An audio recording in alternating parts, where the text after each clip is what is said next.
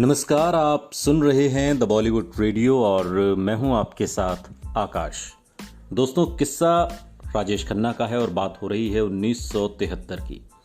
1973 में उत्तर भारत में बढ़ती महंगाई से परेशान होकर लोग गुस्से से भरे प्रदर्शन कर रहे थे और वहीं बंबई में बड़ी रफ्तार से शहरीकरण हो रहा था। छोटे शहरों से पलायन करके भारी तादाद में लोग बंबई पहुंच रहे थे। लगातार बढ़ती आबादी के साथ मजदूरों की समस्या भी सिर उठाकर खड़ी होने लगी थी। इसी वजह से एमआरटीपी एक्ट 1969 और कॉन्ट्रैक्ट लेबर 1970 में पास किए गए और इसी संघर्ष के आधार पर 1973 में ऋषिकेश मुखर्जी ने एक फिल्म बनाई, नमक हराम। फिल्म की पृष्ठभूमि मिल मालिकों और मजदूरों के संघर्ष, ट्रेड यूनियनों की हड़तालें और इन कंपनियों में होती राजनीति थी। नमक हराम 1964 की मशहूर हॉलीवुड फिल्म बेकेट पर आधारित थी। कॉमर्शियल हिंदी फिल्मों के दायरे में रहते हुए ऋषिकेश मुखर्जी ने बड़े सशक्त तरीके से दर्शाया था कि समाजवाद और पूंजीवाद के बीच का संघर्ष किस तरह बेरहमी से मानव नैतिकता और रिश्तों को तबाह करता है। बेकेट में जहां मुख्य किरदारों में रिचर्ड बर्टन और पीटर ओटूल जैसे हॉलीवुड के भारी भरकम अभिनेता थे, तो नमक हराम में ऋषिकेश मुखर्जी ने राजेश खन्ना के साथ एक बार फिर से अमिताभ बच्चन को खड़ा कर दिया। आनंद के अपने इंटेंस किरदार के लिए अमिताभ को बहुत वाहवाही मिली थी और कुछ अहम फिल्में भी उन्हें उभरता हुआ स्टार कहा जाने लगा था। हालांकि राजेश खन्ना उस समय अमिताभ से कहीं ज़्यादा बड़े स्टार थे, लेकिन मीडिया ने भी दोनों के बीच की प्रतिद्वंदिता को हवा देकर एक तरीके से भड़काने का काम कर दिया था। नमक हराम दो गहरे जिगरी दोस्तों की कहानी है। गरीब परिवार से आया नमक हराम दिल सोमू यानी कि राजेश खन्ना और अमीर मिल मालिक का इकलौता बेटा विकी यानी कि अमिताभ बच्चन। फिल्म आनंद में राजेश खन्ना का किरदार बहुत ज़्यादा बोलने वाला था, जबकि अमिताभ का किरदार यानी कि डॉक्टर भास्कर बनर्जी का अंतर्मुखी किरदार था। नमक हराम में रोल्स की अदला बदली हो गई।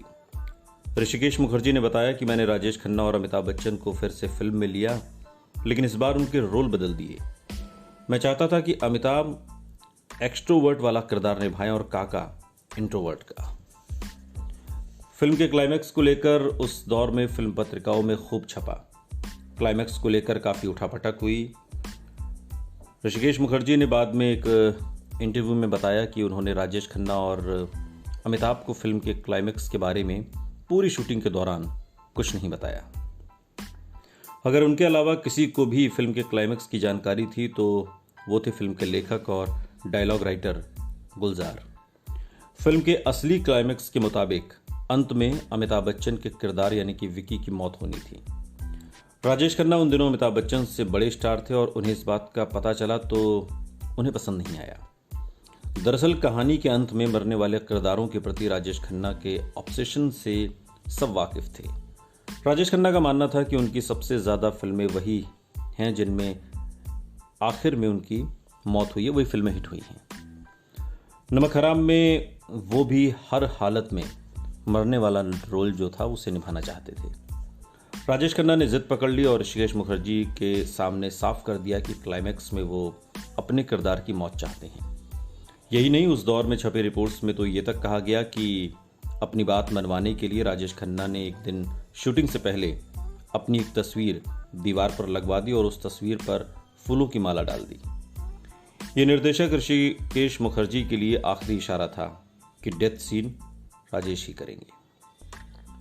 नमक हराम का जिक्र करते हुए फिल्म के लेखक गुलजार ने अपने एक इंटरव्यू में कहा कि नमक हराम में हमें फिल्म का अंत बदलना पड़ा क्योंकि ऋषिदा ने राजेश खन्ना से डेथ सीन का वादा कर लिया था।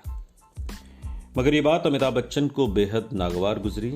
सुपरस्टार राजेश खन्ना की मर्जी के मुताबिक स्क्रिप्ट बदल दी गई थी और अमिताभ से ये बात छिपाई गई थी।